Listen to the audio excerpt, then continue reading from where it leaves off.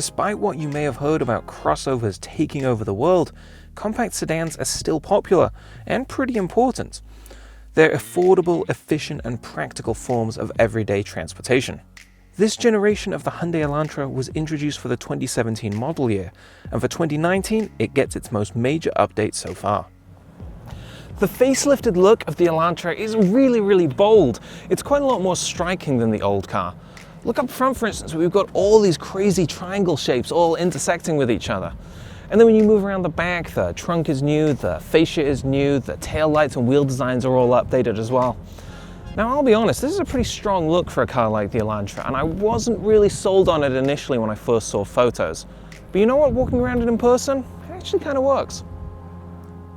There's a freshened look inside too, with this much tidier and smarter center stack, with new climate control knobs and a restyled instrument cluster. I probably wouldn't pick the light-colored upholstery of this tester, but overall the Elantra's cabin looks and feels well designed. Although there are some cheaper elements, like these manual releases on the floor for the trunk and gas cap. The Elantra is a small sedan, so don't expect to lounge out in the back seat.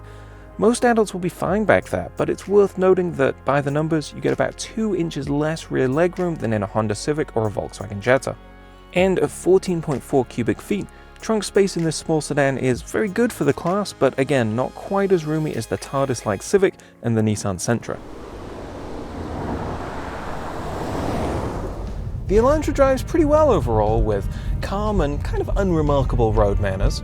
Its 2-litre inline-4 engine has 147 horsepower and 132 pound-feet of torque, so there's not a whole lot of excitement from behind the wheel. But the engine is pretty quiet and the 6-speed automatic transmission shifts pretty smoothly, which is kind of what you want in a car like this. The only real downsides are that it's a little bit loud on the highway and the ride is perhaps a little floatier than I'd like, but it's nothing untoward for a car in this segment or price range. A decade ago, economy cars like this didn't come with many features at all, but that couldn't be further from the truth in 2019. I'm driving the Elantra's top trim level, the Limited, and on top of that we've got the Ultimate package. So I've got a ton of goodies, things like a sunroof, heated leather seats, push-button start, LED headlights, built-in navigation, safety tech like adaptive cruise and blind spot monitoring, even wireless phone charging.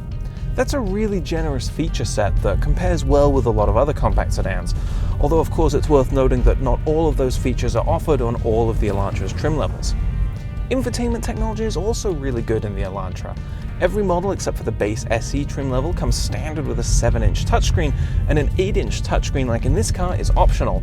Those systems work really well, and for a closer look at all the in-car tech in the Elantra, be sure to check out our separate tech check video.